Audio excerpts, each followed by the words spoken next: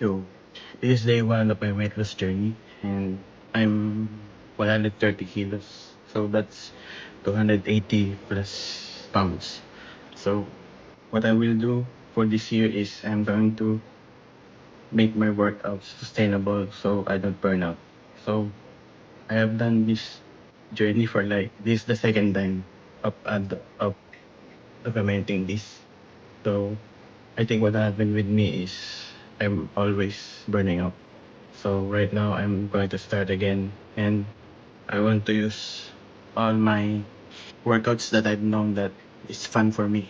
So what is important for me right now is consistency.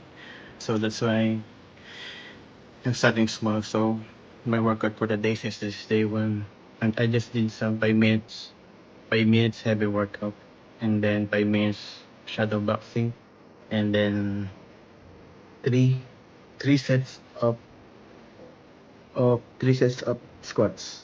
So if you want to join me, for those of you who want to lose weight also, or just want to feel better about yourself, you can join me to my weight loss journey. So we can do this together. So that's day one.